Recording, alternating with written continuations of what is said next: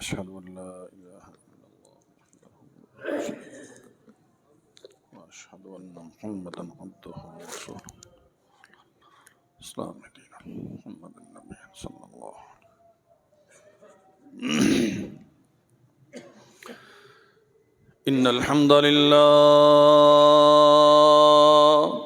الحمد لله نحمده ونستعينه ونستغفره ونعوذ بالله من شرور أنفسنا ومن سيئات أعمالنا من يهده الله فلا مضل له ومن يضلل فلا هادي له أشهد أن لا إله إلا الله وحده لا شريك له وأشهد أن محمدا عبده ورسوله يا أيها الذين آمنوا اتقوا الله حق تقاته ولا تموتن إلا وأنتم مسلمون يا أيها الناس اتقوا ربكم الذي خلقكم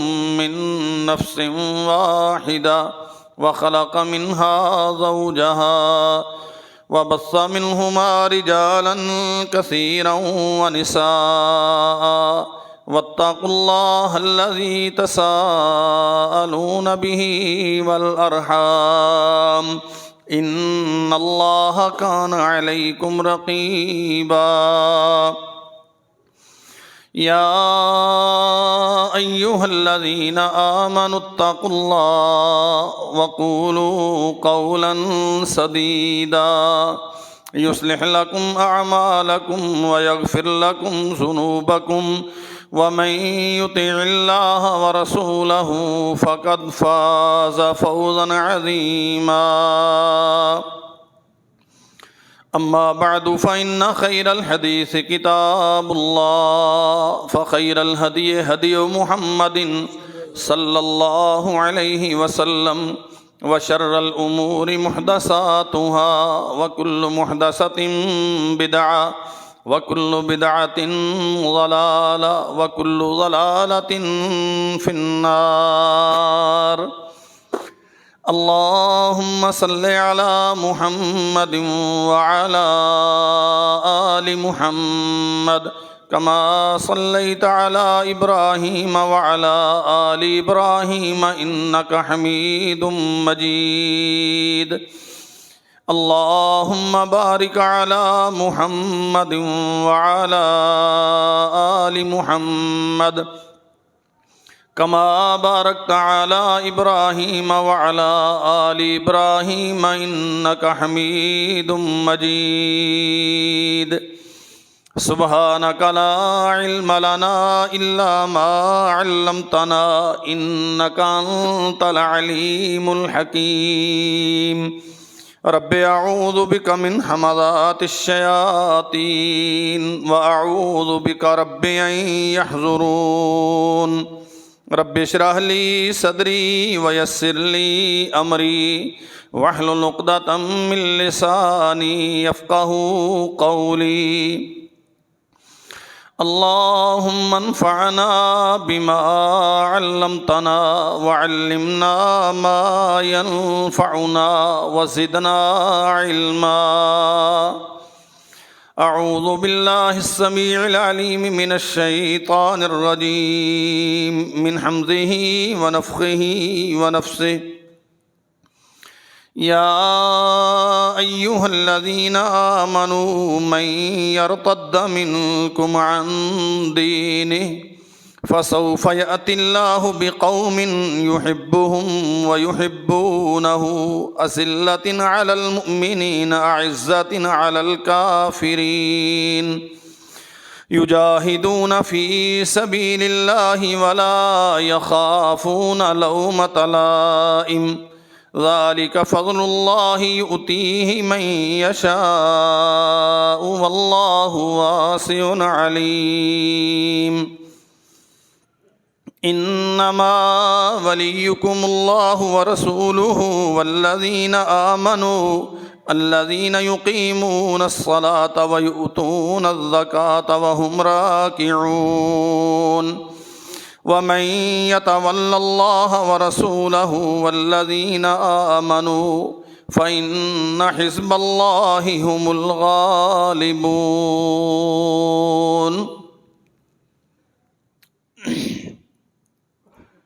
حمد و ثنا اللہ وحدہ لا شریک کے لیے، درود و سلام سید الانبیاء جناب محمد رسول اللہ صلی اللہ علیہ وسلم کی ذات گرامی پر۔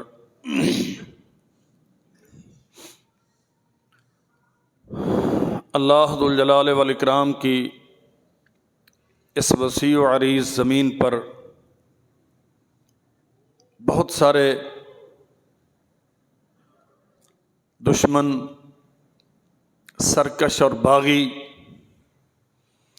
اللہ ذو الجلال والاکرام کے دین کے مخالف بہت سارے ہیں،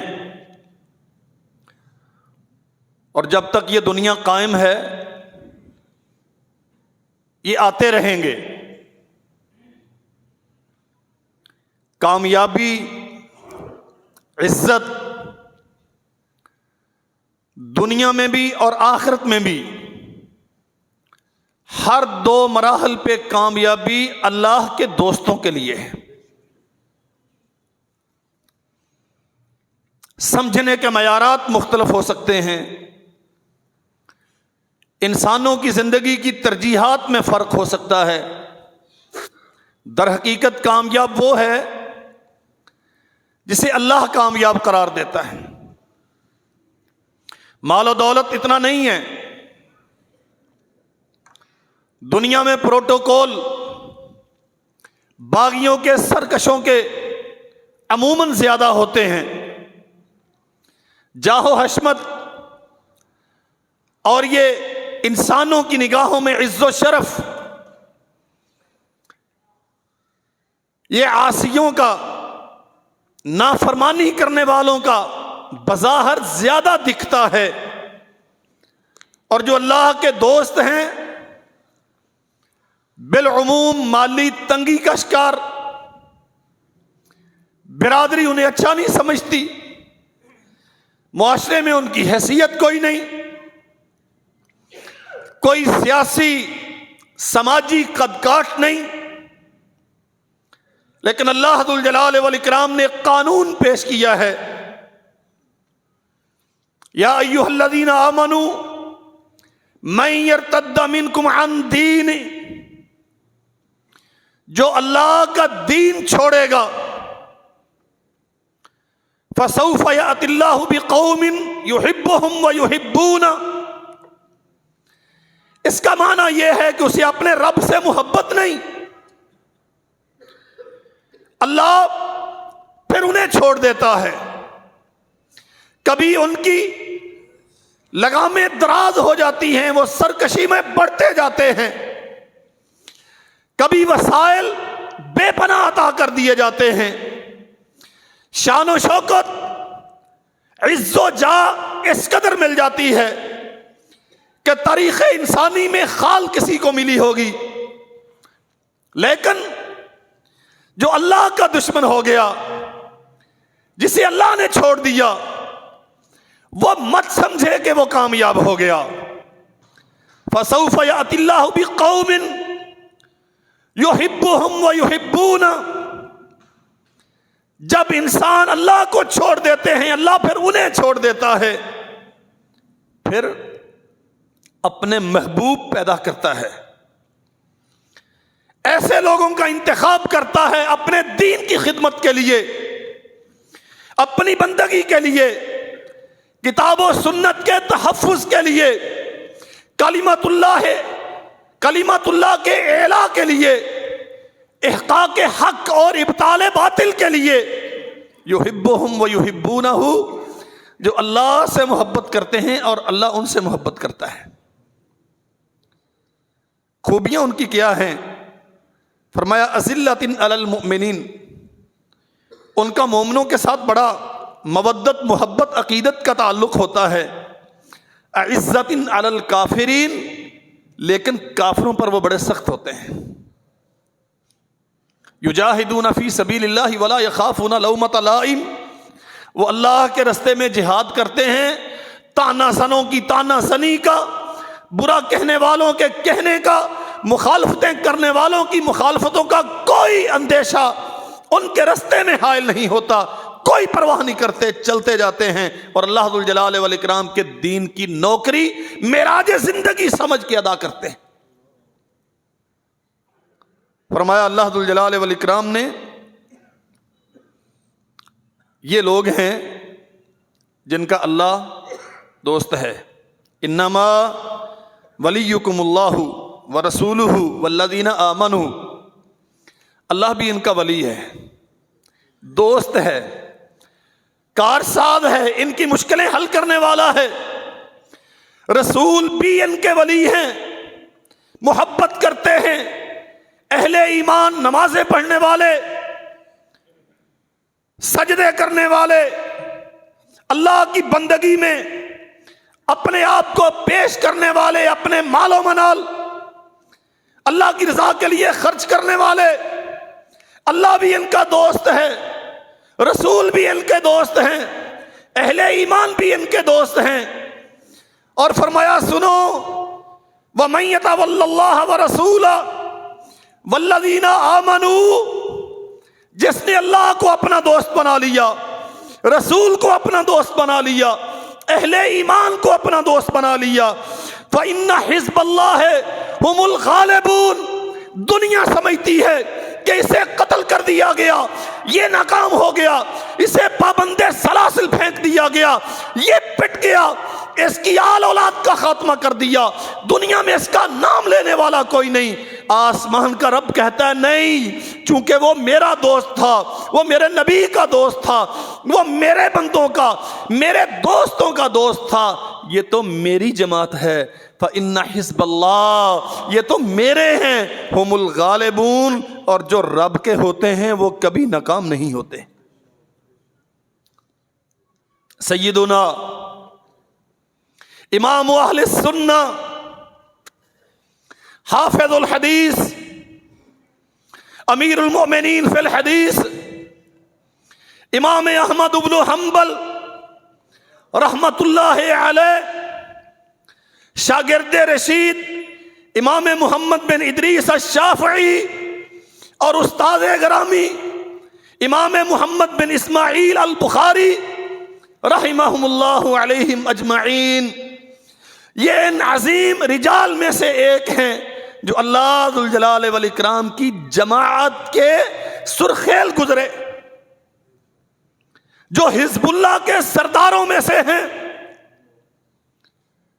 جب اسلام کا چشمہ صافی بے شمار قسم کی آمیزشوں سے تقدر کا شکار ہونے جا رہا تھا، جب کلام الہی کو مخلوق قرار دے کے گناؤنی سازشیں کتاب و سنت کے خلاف کی جا رہی تھی، جب اہل الرائے متکلمین و فلاسفہ اپنے اپنے نظریات لے کے اسلام کی حقیقی چہرے کو مسخ کرنے کے در پہ تھے، اللہ ذوالجلال والاکرام نے تب اپنے اس بندے کا انتخاب کیا، اور وہ عظیم الشان کام امام علی بن المدینی رحمت اللہ علیہ فرماتے ہیں، ان اللہ اعز ھذا الدین برجلین لیس لہما ثالث، اللہ نے دو بندوں کے ساتھ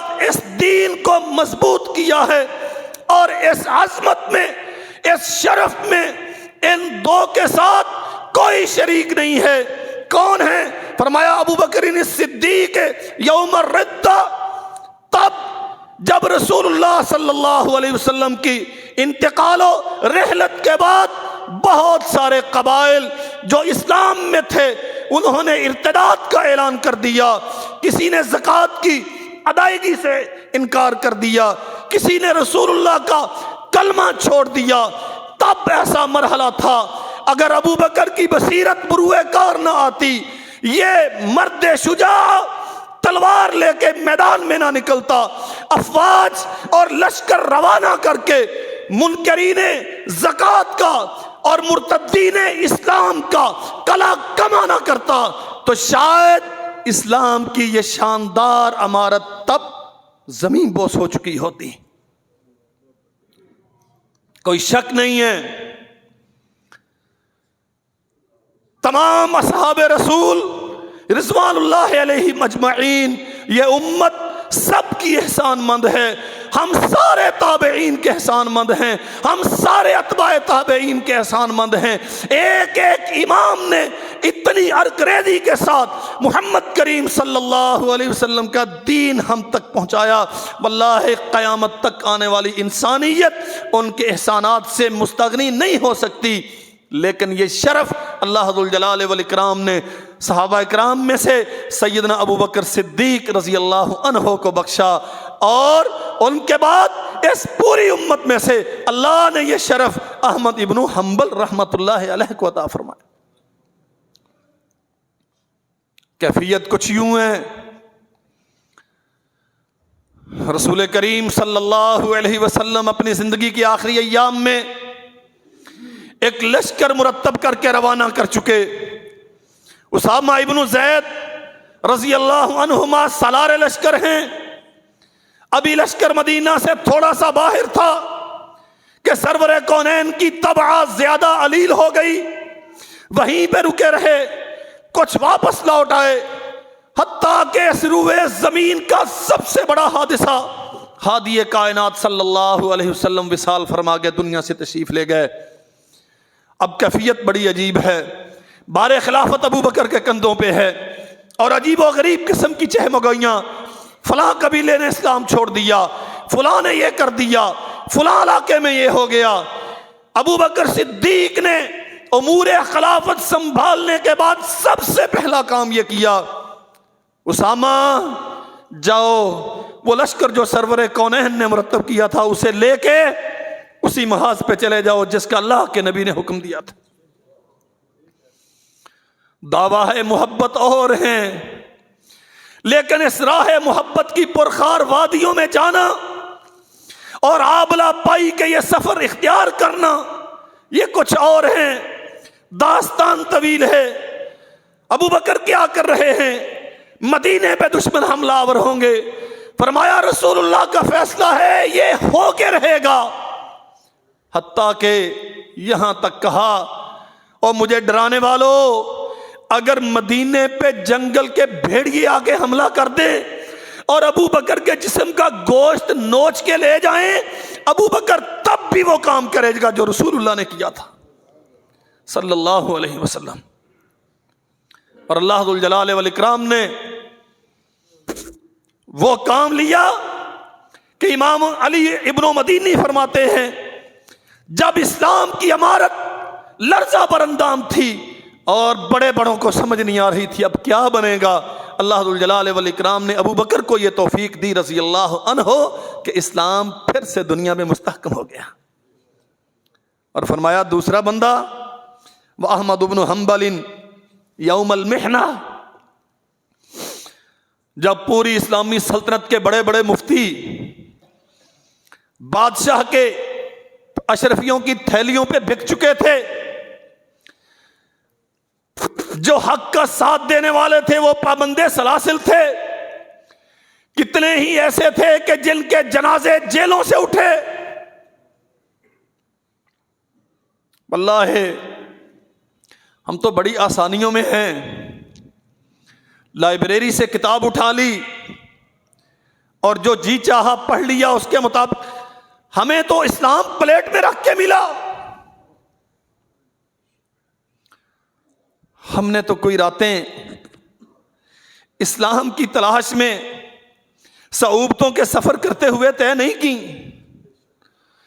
ہم نے تو شاید زندگی میں ایک دن بھی بھوک نہیں کاٹی اسلام سیکھنے کی وجہ سے۔ امتیوں، آج جس نبی کا کلمہ پڑھتے ہیں، جو اس نبی کے دین کے ساتھ مخلص تھے نا، اللہ کی قسم انسانی جسم کے رونگٹے کھڑے ہوتے ہیں۔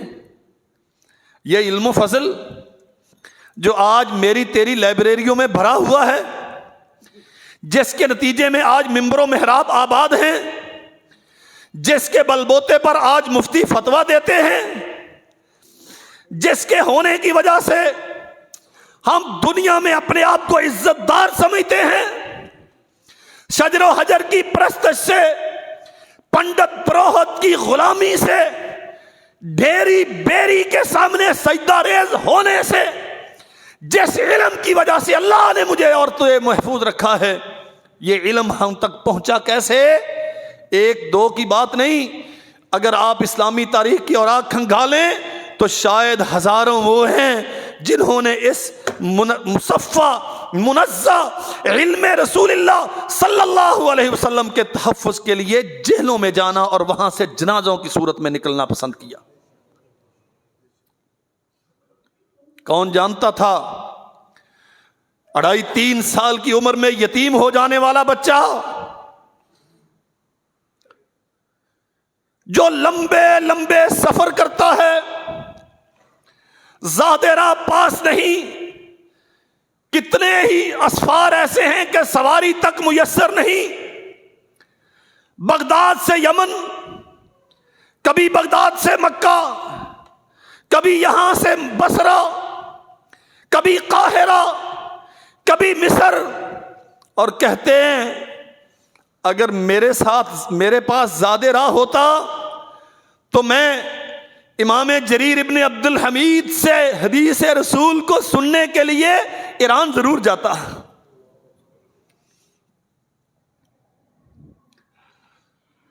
مورخین لکھتے ہیں سفیان ابن عیینہ رحمت اللہ علیہ عبداللہ ابن عباس کے شاگرد رشید تھے، اور مسجد الحرام کی مسجد حدیث کے شیخ الحدیث تھے۔ ان کے پاس، یا بعض نے لکھا امام عبدالرزاق ابن حمام کے پاس یمن میں صنعاء میں تحصیل علم حدیث کے لیے جناب احمد ابن حنبل موجود تھے۔ ساتھی کہتے ہیں کتنے ہی دن ہو گئے، ہم نے دیکھا احمد سبق میں نہیں آ رہے، جہاں ٹھہرے ہوئے تھے وہاں پہنچے اور جا کے دروازے پہ دستک دی، احمد اتنے دن ہو گئے ہیں، آپ درس حدیث میں شریک کیوں نہیں ہوتے؟ فرمایا میرے پاس ایک ہی لباس تھا جسے پہن کے شیخ کی خدمت میں حاضر ہوتا تھا، کسی ضرورت کے تحت اتارا تھا تو چور اٹھا کے لے گیا، اب ایسا لباس نہیں ہے کہ پہن کے حدیث رسول سیکھنے جاؤں۔ میری تو ایک انگلی کی اشارے پہ احادیث کی لسٹ میرے سامنے اوپن ہوتی ہے نا، اسی لیے تو ہم قدر نہیں کرتے ہیں ایک ایک حدیث سننے کے لیے۔ اللہ اکبر، تباہ کی نفاست کس قدر زیادہ ہے، خودداری اور غیرت کا معیار کیا ہے۔ کہنے والا کہتا ہے کہ آپ ایسا کریں، میرے پاس ہیں پیسے تو اس کا لباس منگوا لیں۔ فرمایا ادھار لیتا ہوں تو لوٹانے کی کوئی سبیل نظر نہیں آتی، اور خیرات لیتے ہوئے حیا آتی ہے۔ حدیث رسول پڑھنے والا کسی سے خیرات لے؟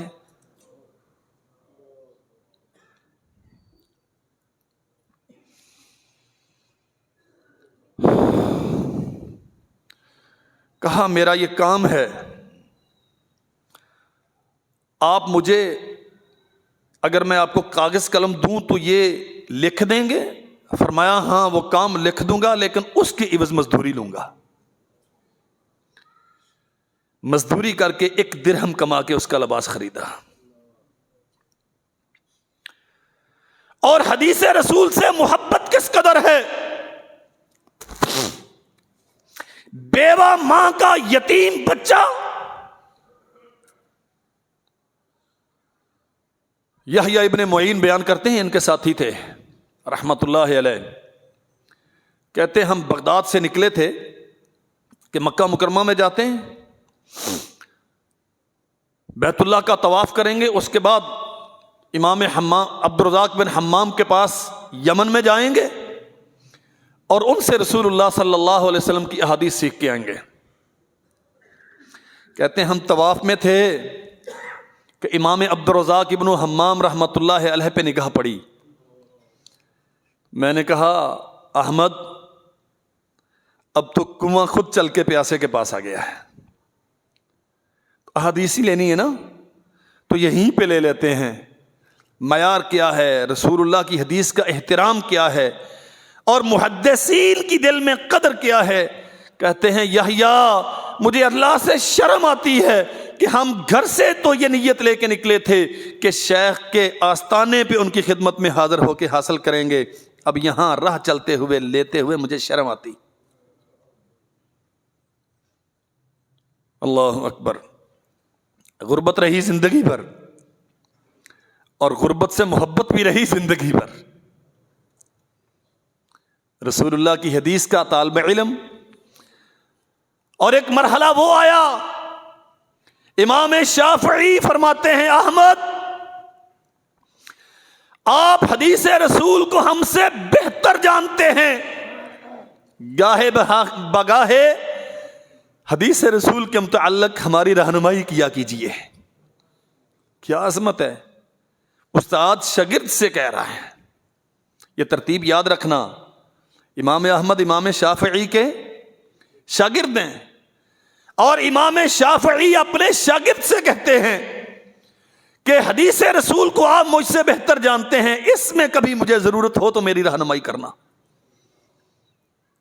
مال کا غریب ہے، دنیا میں عز و جاہ نمود و نمائش کوئی نہیں، لیکن اللہ نے وہ خزانہ عطا کر دیا جس کے مقابلے کی دنیا میں کوئی دولت نہیں۔ مالی تنگ دستی کا شکار ہیں اور حاکم وقت خلیفہ وقت امام شافعی رحمۃ اللہ علیہ سے اس نے مشورہ طلب کیا، ہمیں یمن کے لیے قاضی چاہیے، یمن کے لیے قاضی چاہیے، کوئی اچھا پڑھا لکھا آدمی جو دیانتداری سے منصب قضاء کی ذمہ داریاں نبھا سکے۔ امام احمد آئے پڑھنے کے لیے امام شافعی کے پاس، فرمایا احمد یمن کا منصب قضاء سنبھالو، انکار کر دیا۔ امام شافعی جانتے تھے کہ مالی تنگ دستی کا شکار بھی ہیں اور حدیث رسول کے عالم بھی ہیں، دیانت امانت کے خوگر بھی ہیں۔ عرض کیا شیخ نہیں۔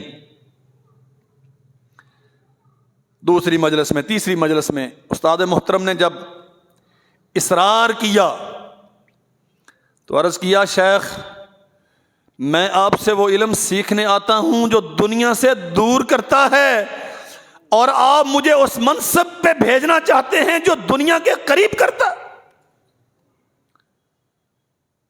اگر مجھے آپ کے علم کی ضرورت نہ ہوتی تو میں کبھی آپ کی مجلس میں دوبارہ نہ آتا کہ آپ مجھے فورس کر رہے ہیں عہدہ سنبھالنے کی۔ اللہ اکبر۔ مامون الرشید نے جو وقت کا خلیفہ تھا سونا بھیجا، تحائف کی صورت میں سونا بھیجا۔ چودھریوں کے، جماعتیوں کے، سرداروں کے، حکمرانوں کے تحائف قبول کرنا شرعاً حرام نہیں ہے، لیکن علم کا مقام اور وقار یہ ہے جو تحفہ دے کے صاحب علم کو اپنا رہین احسان کرنا چاہتا ہے، جو تحفہ دے کے اسے مرعوب کرنا چاہتا ہے، یا جو تحفہ دے رہا ہے اور اس کے رزق کے حلال ہونے میں شک ہے، حدیث رسول کا محافظ اس کا معیار یہ ہے۔ سونا کوئی 2-4 درہم و دینار کی بات نہیں ہے۔ مصاحبین لے کے آئے، واپس لٹا دیا، خلیفۃ المسلمین سے جا کے کہنا مجھے اس کی حاجت نہیں ہے۔ حضرت سونا ہے اور بادشاہوں کے تحفے لٹانا ان کے عتاب کو دشمنی کو دعوت دینے کے مترادف ہے۔ فرمایا انہیں جا کے کہنا، احمد کہتا ہے بہت سارے مساکین گرد و نواح میں آپ کے محل کے گرد گھومتے پھرتے ہیں، مجھ سے زیادہ حقدار ہیں، ان میں تقسیم کرنا، مجھے اس کی حاجت نہیں۔ اللہ اکبر۔ اہل سیر نے لکھا متوکل مامون کے بعد معتصم ہوا، معتصم کے بعد متوکل ہوا، اس نے کھچر بھر کے اشرفیوں کا بھیج دیا، لوٹانے کا کوئی چارہ نہیں تھا، داستان لمبی ہے، مجبور تھے رکھنے پر، رکھ لیا۔ آدھی رات کا وقت ہے، اپنے کسی خیر خواہ کو بلوایا، احمد اس وقت کیا مصیبت آ پڑی ہے کہ مجھے بلوایا؟ فرمایا یہ اشرفیوں کا کھچر بھر کے میرے پاس آیا ہے اور میں بے چین ہوں کہ اتنی دولت احمد کے گھر میں رہے اور احمد سو جائے، یہ ممکن نہیں۔ صبح دم بغداد کے جتنے، اللہ اکبر، اہل سیر نے لکھا بغداد بہت بڑا شہر تھا، عروس البلاد، شہروں کی دلہن یا دلہا، لیکن امام محترم لسٹ بناتے ہیں، یہ سفید پوش ہے لیکن نیک ہے، یہ طالب علم ہے، حدیث رسول پڑھتا ہے لیکن ضرورت مند ہے، یہ غیرت اور حیا والا ہے، مانتا نہیں ہے، پیشہ وروں کی نہیں، ان سفید پوش علم پروروں کی لسٹ بناؤ، یہ کھچر کے وزن کے برابر اشرفیاں ساری ان میں تقسیم کر دو۔ حتیٰ کہ اہل سیر نے لکھا ہے وہ جو تھیلیاں بھر کے آئی تھی نا جس میں، وہ بھی تقسیم کر دی، وہ بھی اپنے گھر میں نہیں رکھی۔ اللہ اکبر۔ جناب محمد الرسول اللہ صلی اللہ علیہ وسلم کی حدیث کا یہ شناور دنیا انہی آئمہ کے نام سے آج فتنہ و فساد پیدا کرتی نا، فلاں کی فقہ، فلاں کی فقہ، فلاں کی فقہ، فلاں کا مذہب، فلاں کا فتویٰ، جمعہ کا خطبہ مختصر ہوتا ہے۔ سنیے امام احمد رحمت اللہ علیہ کی فقہ، مسلک اور دین کیا ہے؟ فرمایا دین النبی محمد آثار، نعم المطیۃ للفتى الاخیار۔ کائنات کے لوگوں، محمد جو اللہ کے آخری نبی ہیں، اگر ان کا دین سمجھنا چاہتے ہو تو وہ مفتیوں کے فتوے، علماء کی رائے، مفکرین کی فکر نہیں، دین النبی محمد آثار، محمد نبی کا دین وہ ہے جو اللہ نے آسمان سے اتارا، جو رسول اللہ نے اپنی زبان سے ارشاد فرمایا۔ نعم المطیہ للفتى الاخیار، بہترین شاندار رسول اللہ کی احادیث، اللہ کا قرآن، اس کے علاوہ رسول اللہ کا دین اور کچھ نہیں ہے۔ اللہ اکبر۔ لا تخدعن عن الحدیث واہلہ،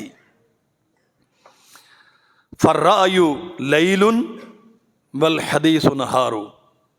لوگو،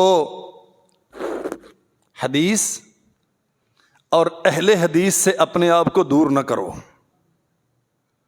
یہ محض امام احمد کے زمانے کی بات نہیں ہے، اب اپنے بھائیوں سے درخواست کرتا ہوں، لا تخدعن عن الحدیث واہلہ، اپنے آپ کو حدیث اور حدیث رسول سمجھانے والا اس سے دور مت کرو۔ فالرأی لیل والحدیث نہار، اس لیے کہ جو لوگوں کی رائے ہے وہ تو ایسے ہی گمراہ کرنے والی ہے جیسے رات کی تاریکیاں انسانوں کو بھٹکا دیتی ہیں۔ والحدیث نہار، اور نبی کریم صلی اللہ علیہ وسلم کی حدیث ایسے ہی انسانوں کی رہنمائی کرتی ہے جیسے دن کی روشنی بندے کو منزل سے ہمکنار کرتی۔ اللہ اکبر۔ وَلَرُبَّمَا جَهِلَ الْفَتَى طُرُقَ الْهُدَى وَالشَّمْسُ طَالِعَةٌ لَهَا أَنْوَارُ۔ ہاں ہوتا ہے ایسا، کبھی کوئی مفتی اپنی رائے سے فتویٰ دے گا، کبھی کوئی قاضی اپنے بڑوں کی فقہ کی روشنی میں فیصلے کرے گا۔ یہ فکر و رائے، یہ اپنی طرف سے دین بنا کے پیش کیے جانے والے فتوے، یہ اسلام کے رخ روشن پہ بدنما داغ ہیں. فرمایا امام احمد نے والشمس طالعۃ لہا انوار، محمد الرسول اللہ کے دین کا، کتاب و سنت کا سورج روشن ہے، ہر طرف اس کی کرنیں پھیلی ہوئی ہیں. چھوڑو اپنی اپنی رائے کو اور آؤ محمد الرسول اللہ کی حدیث سے روشنی حاصل کرو. کیا سبب تھا؟ کیا وجہ تھی؟ امام احمد ابن حنبل رحمت اللہ علیہ اس زمانے میں فقہ، علم حدیث، متکلمین، فلاسفہ، معتزلہ، جہمیہ، یہ سارے موجود تھے. لیکن کہنے والے کہتے ہیں کان حافظا متقنا ورعا فقیہا لازما للورع الخفی مواظبا علی العبادۃ الدائمہ بہ اغاث اللہ جل وعلا امت محمد صلی اللہ علیہ وسلم. امام احمد کون ہے؟ حافظا، رسول اللہ کی حدیث کا حافظ. اور حافظ الحدیث کون ہوتا ہے؟ یہ مدارج ہیں محدثین میں. ہم میں سے تو ہر کوئی علامہ ہے نا، علامہ سے نیچے تو رکتے ہی نہیں. اور اللہ کی قسم ایسے ایسے علامہ جنہیں لفظ علامہ کا تلفظ ادا نہیں کرنا آتا، معنی نہیں آتا، وہ بھی علامہ ہے. حافظاً 1,00,000 حدیث با اختلاف رائے، بمائے اسناد، احوال راویاں، زبانی یاد ہو اور جب چاہے بیان کرنے پر قادر ہو. امام احمد حدیث رسول کا اتنا بڑا ذخیرہ اپنے دل میں محفوظ رکھتے تھے رحمت اللہ علیہ. متقنن، پرہیزگاری، نیکی کا شوق، برائیوں سے بچنا، ان کے زمانے میں یہ ضرب المثل تھے. اور کوشش کرتے تھے کہ سال میں ایک بار ابھی پیٹ کی خرابی کی وجہ سے 2 رکعتیں پڑھ لی نا، تو جب تک سارے شہر کو صبح بتایا نہیں تب تک سکون نہیں آتا. رات سو نہیں سکا، تہجد ہی پڑھتا رہا.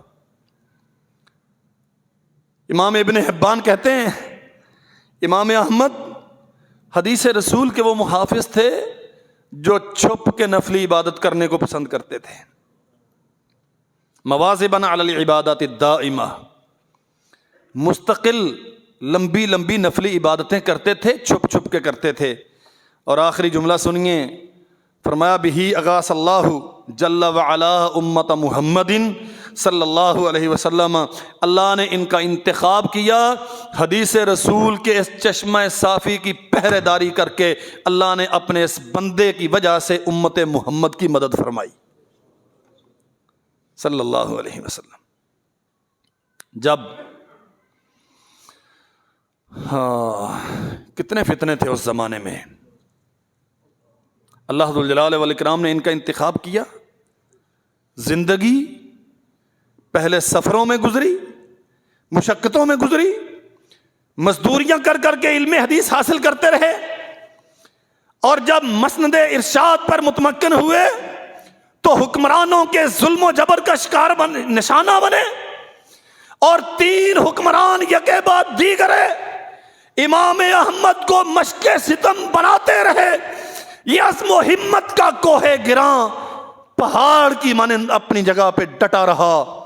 کسی کہنے والے نے کہا احمد کچھ نرمی اختیار کر کے اپنے بچاؤ کی تدبیر کیجئے. فرمایا سنو، کیا تو نے وہ حدیث رسول نہیں یاد کی جو خباب بن ارت نے بیان کی؟ میں نے رسول اللہ سے پوچھا اللہ کے نبی ظلم و ستم اس قدر بڑھ گیا ہے، اللہ کی مدد کب آئے گی؟ فرمایا وہ لوگ جو تم سے پہلے اس دین کے محافظ تھے ان کے سروں پہ آرے رکھ کے انہیں 2 حصوں میں تقسیم کیا جاتا رہا، وہ پھر بھی اس دین پہ قائم رہے. احمد کہتے ہیں اس سمجھانے والے کو اگر میں تیری ایمان کے نرمی اختیار کروں، حکمرانوں کے ظلم سے بچنے کے لیے مداہنت اختیار کروں، مصلحت کوشی کروں، تو سرور کونین کی اس حدیث کا مصداق پھر کون بنے گا؟ اور اللہ کی قسم ہم نے دیکھا ایک وقت تھا کہ بہت سارے تھے امام احمد کے ساتھ، اللہ اکبر، لیکن یکے بعد دیگرے ان کے جنازے جیلوں سے اٹھے۔ محمد ابن نوح امام احمد کے ساتھ تھے کہ قرآن کلام ہے، مخلوق نہیں، جیل میں ڈال دیا گیا، جنازہ جیل سے اٹھا۔ نعیم بن حماد الخزاعی جنازہ جیل سے اٹھا، ابو یعقوب البویتی جنازہ جیل سے اٹھا، اور امام احمد کہتے ہیں جب مجھے پا بجولا اتنی وزنی بیڑیاں ڈالیں کہ میں نحیف و نزار جسم کا احمد، وہ بیڑیاں اٹھا کے چلنا ہی میرے لیے نہایت مشکل تھا کہ مجھے پولیس کہتی ہے اس سواری پہ چڑھو۔ بیڑیاں پہنی ہوئی ہیں، ہتھکڑیاں لگی ہوئی ہیں، جرم کیا ہے کہ حکمران کے رائے کے مطابق معتزلی ابن ابی داود کے اس فتنے کے مطابق تم فتویٰ نہیں دیتے، تم قرآن مجید کو اللہ کی کلام کہتے ہو، مخلوق نہیں مانتے۔ اور یہاں ایک سوال پیدا ہوتا ہے، کیا فرق پڑتا؟ کیا فرق پڑتا؟ قرآن مجید کلام ہے کہ مخلوق ہے؟ ہمیں اس سے کیا؟ ہم نے تو پڑھ کے عمل ہی کرنا ہے نا۔ یہ عام آدمی کی سوچ ہے، جو وراثت رسول کا وارث ہے وہ اتنی سطحی سوچ کا حامل نہیں ہوتا۔ مخلوق کا معنی کیا ہے؟ انسان مخلوق ہے، ایک طے شدہ وقت کے لیے دنیا میں ہے، اس کے بعد مر جائے گا۔ دریا مخلوق ہیں، وجود ختم ہو جاتے ہیں۔ پہاڑ مخلوق ہیں، اپنا وجود کھو بیٹھتے ہیں۔ جو مخلوق ہے اسے موت ہے، جو میرے رب کی صفت ہے وہ دائمی ہے، اسے کبھی فنا نہیں۔ اگر قرآن مخلوق ہے، اور ایک مسخرے نے آ کے کہا تھا، معتصم کے بارے میں ہے، وہ آیا اور اس نے کہا جی میں قرآن کے متعلق آپ سے تعزیت کرتا ہوں، تھا مسخرہ، بھانڈ۔ اس نے کہا کیا مطلب؟ تو اس نے کہا جیسے ساری مخلوق مرتی ہے ویسے قرآن بھی تو مر گیا، تو میں اس سے تعزیت کرتا ہوں۔ اور اہل سیر نے لکھا کہ وہ ہل گیا کہ یہ مسخرے نے کیا کہہ دیا۔ اور بات تو ٹھیک ہے، اگر قرآن مر گیا تو اس کا مطلب دین محمد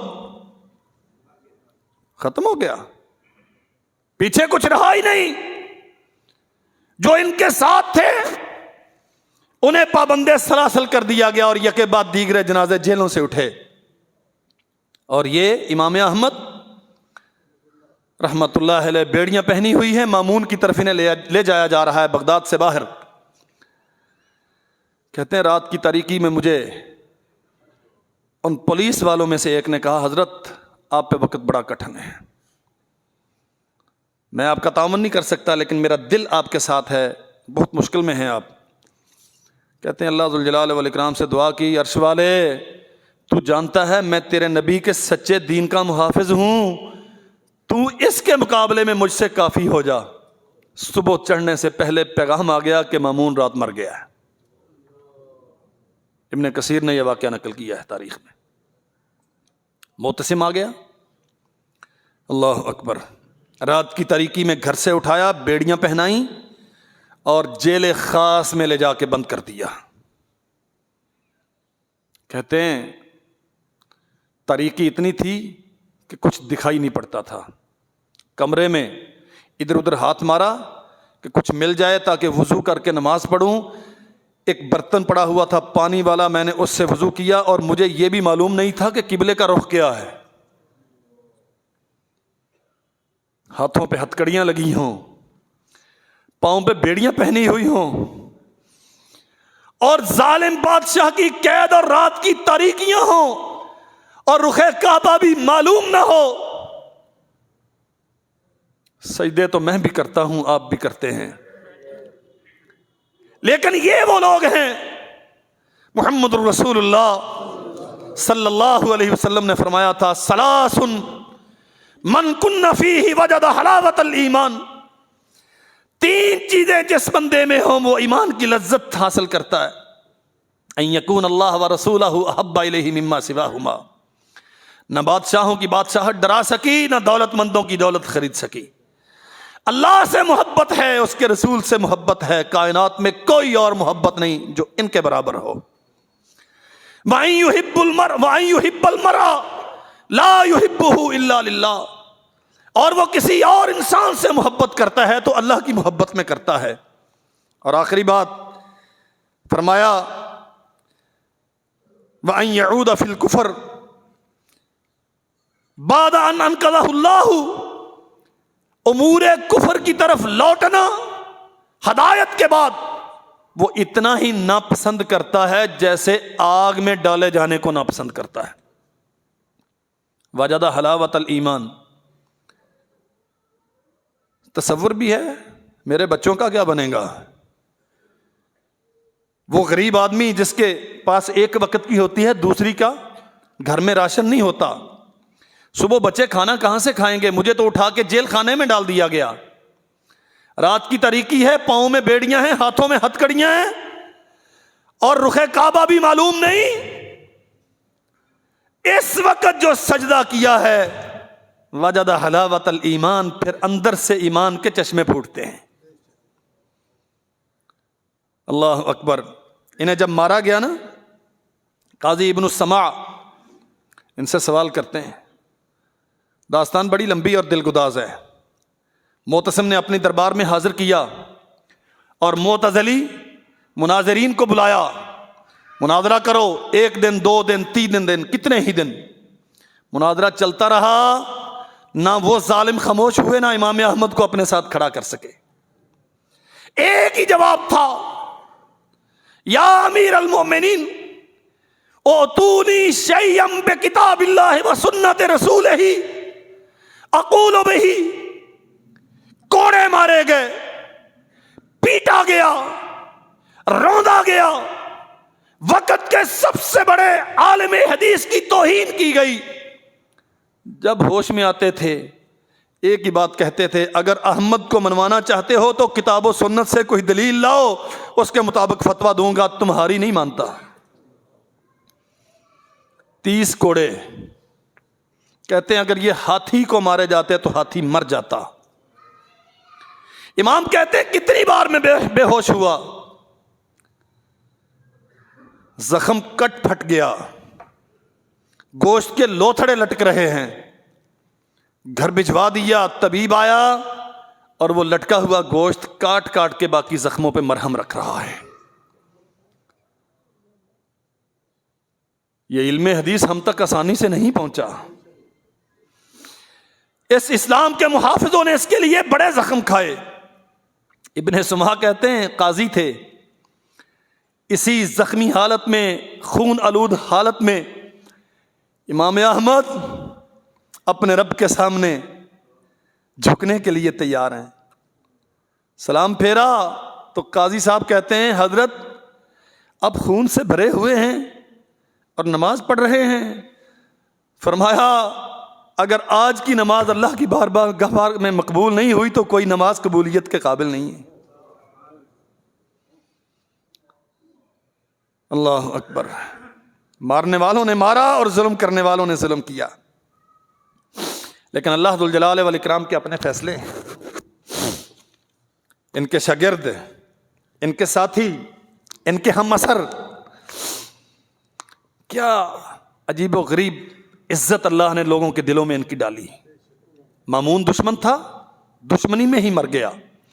معتصم دشمن تھا، دشمنی میں مر گیا۔ متوکل وہ آیا اور اس نے آ کے اپنے بڑوں کے اس ظلم و جبر کا ازالہ کرنے کی کوشش کی، بہت خدمت کے لیے پیسے بھیجتا رہا۔ حضرت فرماتے تھے مجھے ان کی ضرورت نہیں۔ اللہ اکبر۔ گوشہ نشین تھے، اللہ نے تندرستی دے دی، زخم ٹھیک ہو گئے، حدیث رسول کی مسند پھر سے بچھا لی، سیاست میں حصہ نہیں لیا، بس اپنی درس کی مجلس میں بیٹھتے اور حدیث رسول پڑھاتے. اور اہل علم نے لکھا ہے کہ حدیث رسول کی مجلس کی شان و شوکت یہ تھی، ایک ایک وقت میں 5,000 طلبہ رسول اللہ کی حدیث سننے کے لیے احمد کے پاس آتے تھے. 5,000 طلبہ ایک مجلس میں. اور مورخ لکھتا ہے کہ 500 سے زیادہ تو حدیث رسول لکھنے والے ہوتے تھے. اتنا بڑا رسول اللہ کے علم کا وارث اور خادم. اللہ اکبر. امام ابو حاتم الرازی رحمت اللہ علیہ بیان کرتے ہیں، اذا رأیتم الرجل يحب احمد بن حنبل فعلم انہ صاحب سنت. روئے زمین پہ قیامت تک آنے والا وہ انسان جو احمد بن حنبل سے عقیدے کی بنیاد پہ محبت کرتا ہو، سمجھ لینا کہ وہ رسول اللہ کی حدیث کا وارث ہے. انہ صاحب سنت، جو اہل سنت ہے، جو اہل حدیث ہے، وہ احمد بن حنبل کا احسان مند ہے اور ان سے محبت کرتا ہے. احمد ابن ابراہیم الدورقی کہتے ہیں، من سمعتموہ یذکر احمد ابن حنبل بسوء فاتہموہ علی الاسلام. جو احمد بن حنبل کی عزت نہیں کرتا، ان کے مقام اور احترام کو سمجھتا نہیں ہے، اس کے اسلام میں شک ہے. اللہ اکبر. وقت پورا ہو گیا، آخری بات عرض کرتا ہوں. دنیا تو مٹانا چاہتی تھی نا، اللہ کا اپنا نظام ہے. پوری سلطنت میں کوئی ایک بھی مفتی ایسا نہیں ہے جو آزاد ہو اور امام احمد کے ساتھ کھڑا ہو. اکیلے تھے، اکیلے کھڑے رہے اور کھڑے رہے اور اپنے رب سے ہمیشہ دعا کرتے تھے، عرش والے اگر تو سمجھتا ہے کہ میں تیرے نبی کے سچے دین پہ قائم ہوں تو مجھے استقامت عطا کر. یہی دعا مانگتے رہے. اللہ اکبر. دنیا سے گئے، 9 دن بیمار رہے. متوکل کی بادشاہت ہے. اہل سیر لکھتے ہیں کہ امام محترم کا گھر، لوگ عیادت کے لیے آتے، ایک جماعت آتی، عیادت کر کے پلٹ جاتی، دوسرے آ جاتے، تیسرے آ جاتے، حتیٰ کہ 9 دن پورے ہونے سے پہلے بغداد کے گلی کوچے امام احمد کی عیادت کرنے والوں سے بھر گئے. جمعے کا دن ہے، ربیع الاول کی 12 تاریخ ہے، اور صبح دم طبیعت بگڑی اور علم حدیث کا یہ آفتاب روشن اپنے رب کی ملاقات کے لیے اللہ کی بارگاہ میں حاضر ہو گیا. نماز عصر کے بعد جنازہ اٹھا. بعض مورخین نے لکھا ہے 8 لاکھ مرد تھے، 60,000 عورتیں تھیں. حافظ ابن کثیر لکھتے ہیں جس میدان میں یا جتنی جگہ پہ جنازہ ہوا، متوکل جو وقت کا خلیفہ تھا، اس نے اپنے نمائندے بھیجے، جاؤ جا کے ذرا جگہ کی پیمائش کرو اور اندازہ لگاؤ کہ اگر اتنی 3 فٹ میں 2 بندے کھڑے ہوتے ہیں تو اتنی جگہ پہ کتنے کھڑے ہوں گے. 20,50,000 لوگوں کے کھڑے ہونے کی جگہ تھی جہاں حضرت الامام کا جنازہ ہوا، جو رسول اللہ کی حدیث کے ساتھ مخلص تھا، جو اپنے رب کے ساتھ مخلص تھا، جس نے اللہ اور اس کے رسول کو اپنا دوست بنایا. اللہ ذوالجلال والاکرام نے اسے یہ عز و شان دیا. قیامت تک آنے والا علم حدیث کا طالب علم امام احمد بن حنبل رحمۃ اللہ علیہ کے لیے صدقہ جاریہ ہے اور ان کا احسان مند ہے. اللہ ذوالجلال والاکرام ہمیں ان کی محبت عطا فرمائے. وآخر دعوانا الحمدللہ.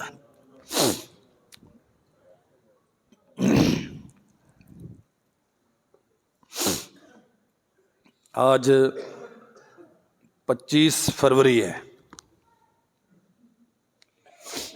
3 دن اس مہینے کے باقی ہیں اور 5 دن اگلے مہینے کے. انشاءاللہ یہ 8-9 دن کا فرق ہے. اللہ نے زندگی رکھی، 6 مارچ کو انشاءاللہ آپ کے اس ادارے میں سالانہ جلسہ ہے. جلسے ہوتے ہیں یہ جمعہ، آپ بھی بس مولوی صاحب یہی کہنا ہے نا جو آپ نے یہاں کہہ دیا تو وہ آ کے کہیں گے. کیا ہے جلسوں میں؟ ویسے بھی اب موبائل آ گئے ہیں تو علماء کی جلسوں کی ضرورت ہی نہیں رہی، اب تو ہر بندہ ماشاءاللہ خود بہت بڑا فقیہ ہو گیا۔ 9 بچیاں ہیں اللہ کی توفیق سے جو بخاری شریف مکمل کر رہی ہیں۔ آپ کو تو میرے خیال میں اس کی اہمیت کا احساس نہیں ہے۔